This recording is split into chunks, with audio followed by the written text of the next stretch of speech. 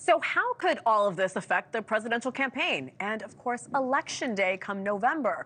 Let's turn to former Minnesota Governor and former presidential candidate Tim Pawlenty. Governor, welcome back.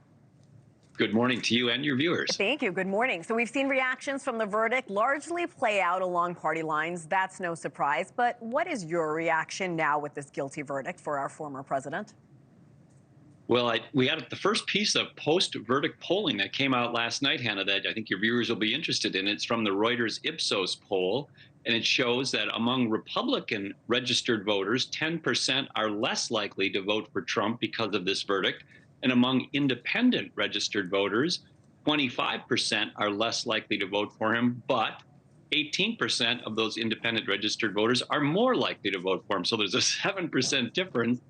And I think an interesting, non-obvious question that wasn't part of the reporting is, of that 7%, were they people who were previously supporting Trump or Biden or not?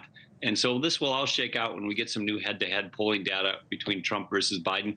But I think what it's going to show is this: small change, not dramatic change in how people support President Trump or not because of the verdict.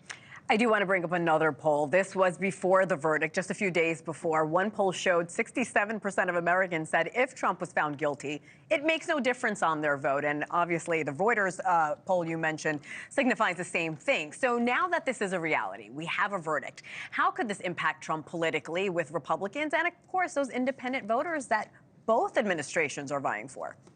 Yeah, I think the bottom line is nobody's really unaware of these candidates, their strengths and their weaknesses, including the type of thing that resulted in this verdict relative to President Trump. So I think a lot of this race is going to come down to who can motivate and turn out their base more effectively and relative to the other party. And President Trump has no problem driving passion and energy among his base. I think the Democrats will have a bigger challenge in that regard, because President Biden is not viewed as, as exciting of a candidate. So President Biden's best weapon is really President Trump in terms of stirring up that type of passion. And frankly, President Trump's best weapon is Biden, because people are unexcited and unenthused about him. And so it's going to be an interesting race. But I think at the end of the day, when the dust settles on all of this, you're going to see a few percentage points of people who switch because of this. These polls have a 4% margin of error. But in a close race, a few percentage points could be the difference. Oh, yeah, it's within the margin of error so far. So when you look at the people who are voting for Nikki Haley, you and I discussed Nikki Haley frequently on this show early on. Many said they would not vote for Trump if they were Haley supporters. Now he's a convicted felon. What do you say to Haley voters before they head to the voting booths in November? Well, I think they'll be no one's going to be shocked by the verdict. It's sort of part of a long line of these kinds of allegations against President Trump.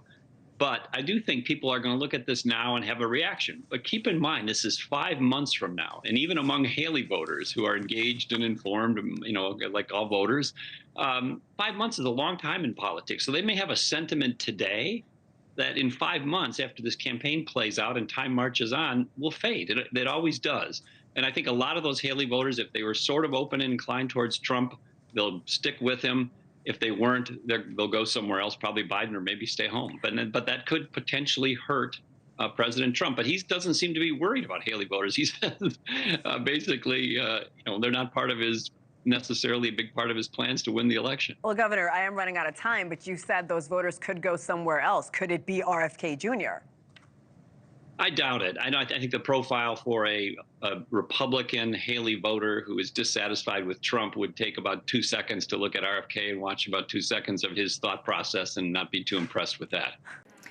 Thanks for watching. Go to joinnn.com to find NewsNation on your television provider. And don't forget to click the red subscribe button below to get more of NewsNation's fact-driven, unbiased coverage.